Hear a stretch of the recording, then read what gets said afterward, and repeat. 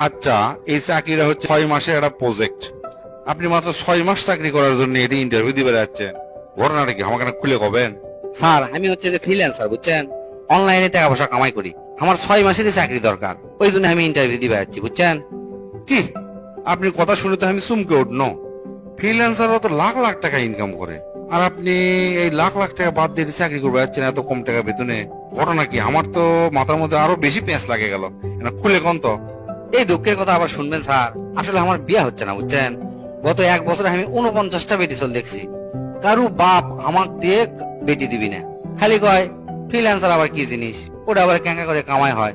আমি এতবার বুঝাচ্ছি, মানে আমি বুঝাই, আমার বাপও বুঝাছে যে দেখেন আমার বেটা ফ্রিল্যান্সিং করে প্রায় মাসে 5 থেকে 6 লাখ টাকা কামাই করে, তাও বিশ্বাস করে না। বেশ, এটা কোনো কামাই হলো? ঘরের মধ্যে বসতে হয়, কম্পিউটার টিপে কোনোদিন টাকা কামাই হয়?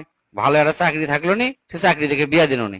ওই জন্য আমি আসলে স্যার এই 20,000 টাকা দামে চাকরি করে যাচ্ছি। চাকরি পাই, আমি কর্ম কি একটা বিয়া কর্ম বুঝছেন। বিয়া করে 6 মাসের প্রজেক্টও শেষ হয়ে যাবি, আমিও চাকরি ছাড়ে দেবো। এই হচ্ছে ঘটনা। তাছাড়া আমি এটি আসি কন, এত টাকা কামাই বাদ দিয়ে আমি এটি চাকরি করবে আসি মাত্র 20,000 টাকা বেতনে। বুঝছি, ঘটনাটা সত্যি। আচ্ছা যাই হোক, আপনি কার কি ধর্ম? আপনি তো কম্পিউটার স্ক্রিন ছাড়া আর দুনিয়াদারি কিছু বোঝেন না। তো ঠিক আছে, কোন ফ্রিল্যান্সারের 10টা বৈশিষ্ট্য কোন, যদি ঠিক মতো কভার পারেন তাহলে আপনি চাকরি কনফার্ম। স্যার 1 নম্বরে, একের কাছে দুনিয়ার কেউ হচ্ছে ইম্পর্টেন্ট নয়। ইম্পর্টেন্ট হচ্ছে বাইরের দেশের বায়ার, কখন কে কি করলো সেটা নিয়ে সবসময় ব্যস্ত থাকে।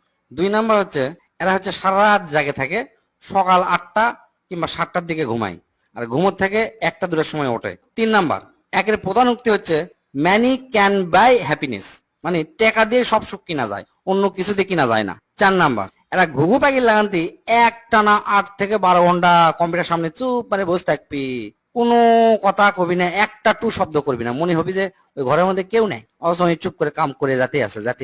5 নম্বর হচ্ছে এরা না খায় থাকা পারবি বুঝছেন, কিন্তু ইন্টারনেট ছাড়া 1 মিনিট থাকতে পারবি না, খালি শর্টপট করবি। 6 নম্বর, কাজ করার সময় একরকম যদি কেউ কপি দেয় বা ওই কপি বানিয়ে এলো, আসার পরে যদি টেবিলে থই, দেখবেন যে ওরা কখন সরপত হয়ে গেছে ওই লিজে যায় না, 1 ঘন্টা পর কপির দিকে তাকে দেখে হে, এটা আর খাওয়াই যাবে না।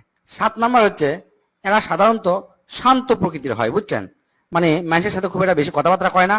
এরা করবি কি, সন্ধ্যার পর আস্তে করে বাজারে মরদ আসবি, আসে হয়তো 1টা 2টা চাটা খাবি, কারোর সাথে কথা কবি না, চা খাবি, আর 2 একজন পরিচিত লোকের সাথে যদি কথা হয় না, হাসে হাসে 2টা কথা কবি, তাও দেখবেন আমার মাথা হচ্ছে যে মোবাইলের দিকে কোন বাইর কি মেসেজ পাঠালো বুঝছেন।